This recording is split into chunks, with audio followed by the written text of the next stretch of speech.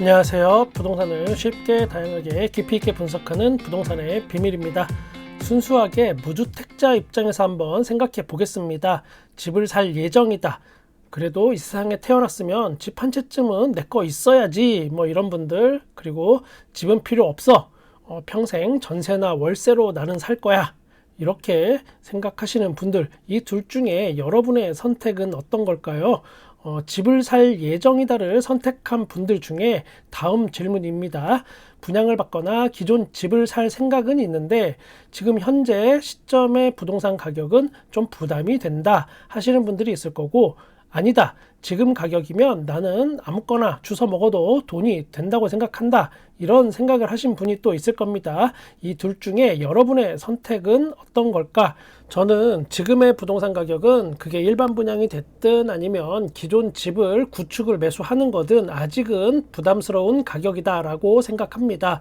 제가 가진 게 없어서 저만 부담스럽다고 생각하는지는 모르겠으나 지난 영상에서 소개해 드린 대로 서울의 중위소득 가구가 보유한 자산과 소득 그리고 대출까지 끼고 살 수 있는 주택이 100채 중에 현재 3채밖에 안 된다는 통계를 또 비추어 보면 확실히 집을 사는 건 지금 부동산 가격의 수준이 버겁구나 라고 생각합니다. 이게 10년 전에는 100채 중에 30채는 살 수 있었는데 지금 많이 바뀐 겁니다. 그만큼 어려워진 겁니다. 청약으로 아파트를 분양받는 건 어떻게 보면 주거사다리의 가장 확실한 방법이었고 사실상 부담이 가장 덜 되는 것이었습니다. 그런데 갑자기 분양가가 올라가면서 그 꿈도 깨져 버렸습니다. 지금 현재 제가 화가 나는 포인트가 있습니다. 작년부터 진작에 청약으로 나왔어야 할 아파트 단지들이 계속 청약을 뒤로 미루고 미뤘다가 이제야 나오고 좀 늦게 나오고 이렇게 됐습니다. 제가 이 부분은 또 심각하게 저 혼자 오해하는 걸지도 모르겠습니다. 그런데 이걸 왜 미뤘을까? 당연히 분양가를 한 푼이라도 더 받기 위해서 미뤘다고 생각합니다. 물론 저의 100% 혼자만의 생각입니다. 합리적인 의심 이런 단어조차 붙이지 않겠습니다. 건설사와 조합의 이해관계가 서로 잘 맞지 않았을까 예측해 봅니다. 그때는 그랬는데 막상 이게 또 뚜껑을 열어보면 그 결과는 어땠을까? 조합은 과연 자신의 이해관계를 딱 맞아 떨어지는 그런 결과를 얻었을까? 꼭 그렇게 보지만은 않습니다. 또 하나 화가 나는 포인트가 있습니다. 건설 원자재 가격이 오르고 금리가 올라서 그리고 노동자의 임금이 올라서 아파트 가격이 올랐다라는 이야기입니다. 제가 의문이 드는 건 그러면 건설 현장에서 하청을 받고 일하시는 건설업 종사자분들은 살림살이가 나아졌을까? 말로는 나가는 돈이 많아서 그렇다는데 정말 그 많은 돈을 줬을까? 아파트 가격은 올렸지만 정작 힘들고 정직하게 일하는 사람들에게 더 많은 돈이 전달됐을까? 제가 아는 합청업체 사장님은 그대로라고 하는데 변한 게 하나도 없다고 하는데 그럼 그 사장님이 저한테 과연 거짓말을 하는 걸까? 그냥 계속된 의문 부호만 늘어납니다. 그러면 전쟁이 끝나고 건설 원자재가 내리면 아파트 분양가는 내려갈까? 제 생각에는 안 내려갈 것 같습니다. 그냥 저 혼자만의 아무 근거 없는 그런 오해이길 바랍니다. 분양가가 올라가면서 부동산 시장에 크게 미친 영향이 있습니다. 어느새 일반 분양가라는 게 어떤 기준이 하나 생겨 버렸습니다. 서울의 변두리 아파트 그중에 또 세대 수준 되고 1타 브랜드 달면 국민 평형이라고 하는 전용 면적 84제곱미터 기준으로 9억에서 10억은 이제 공식처럼 돼버린 겁니다. 사람마다 기준이 다 다르니 또 이것도 그 정도 그럴만하지 라고 생각하시는 분들이 계실 수도 있습니다. 그분들이 틀렸다는 게 아니고 그냥 그분들과 저는 생각이 서로 다른 겁니다. 불과 2, 3년 전을 돌이켜보면 분양가 6억에서 7억 선으로 예상이 되던 곳들이 주변 아파트가 가격이 폭등을 하면서 주변 아파트가 10억이 돼버렸습니다. 서울 아파트 변두리가 10억이야? 이 소리 나온 지 얼마 안 됐는데 이제 11억이 됩니다. 그리고 또 자고 일어났더니 눈 떠보니까 12억이 돼버립니다. 그냥 그렇게 세상이 변했습니다.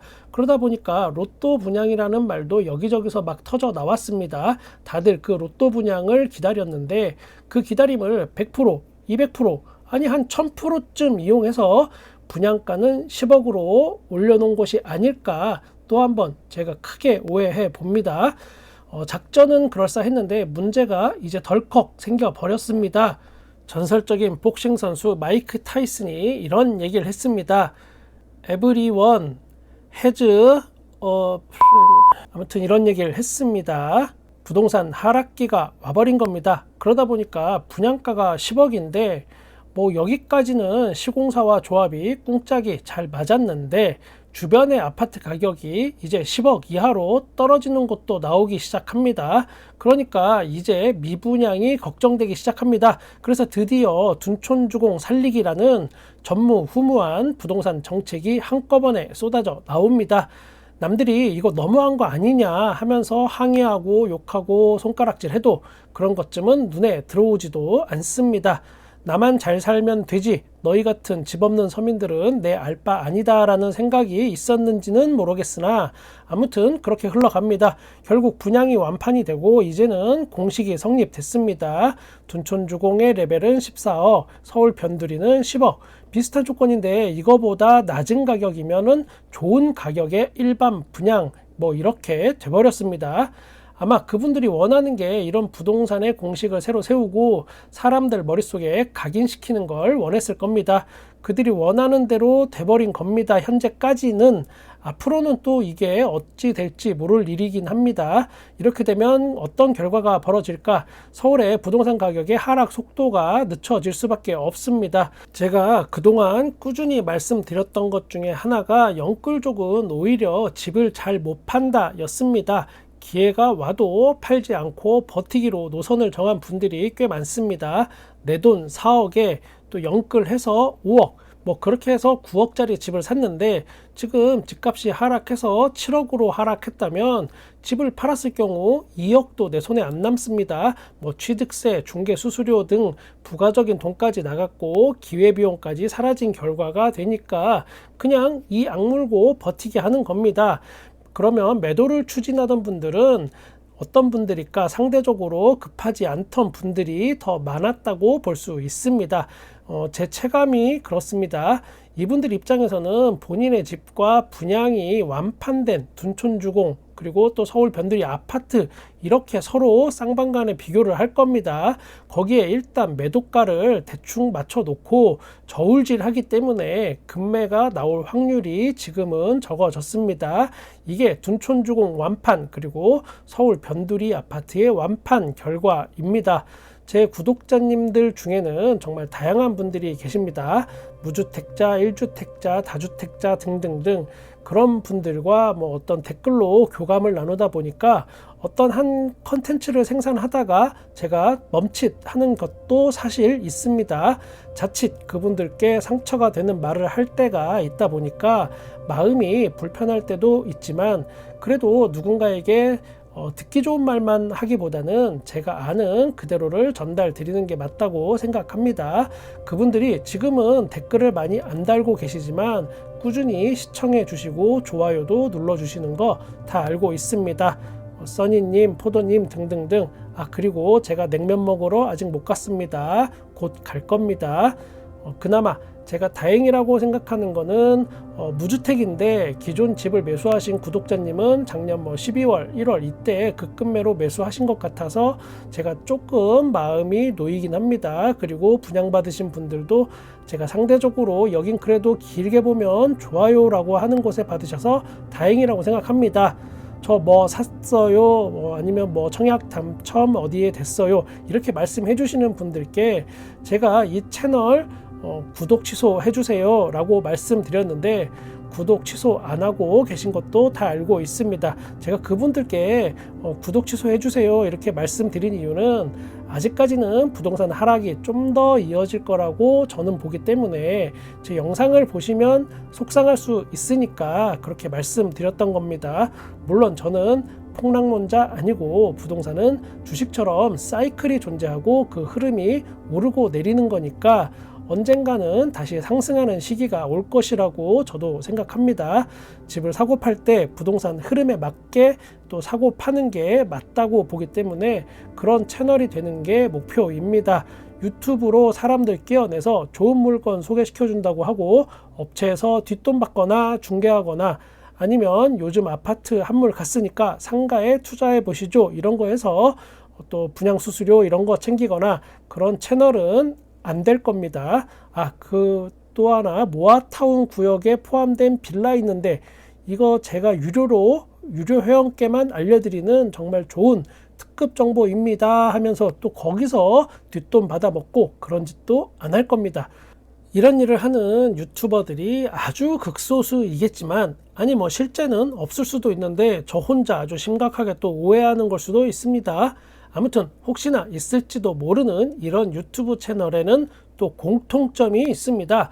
바로 앞으로 부동산은 오른다라고 말하는 겁니다.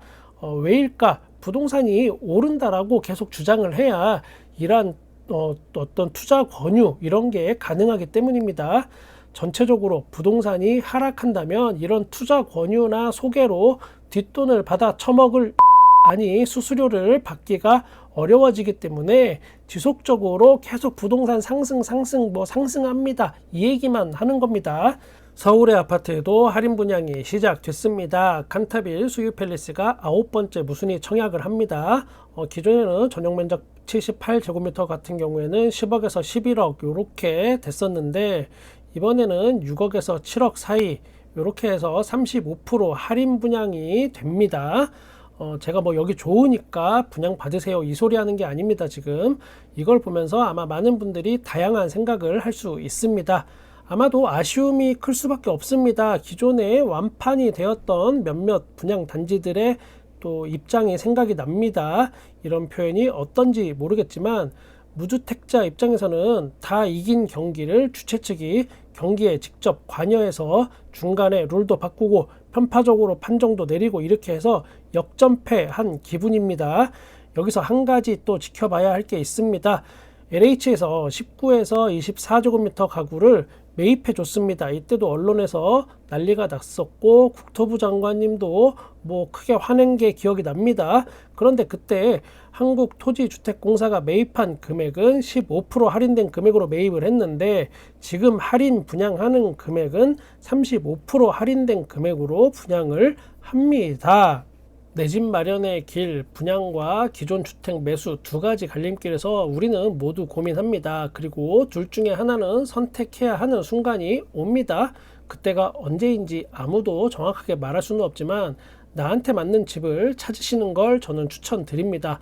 과한 대출이 아닌 내가 감당할 수 있는 그런 범위 내에서 지금보다는 한 10년 후쯤 내 모습을 상상하면서 내 집 마련을 준비하신다면 좋은 결과가 있을 거라고 생각합니다.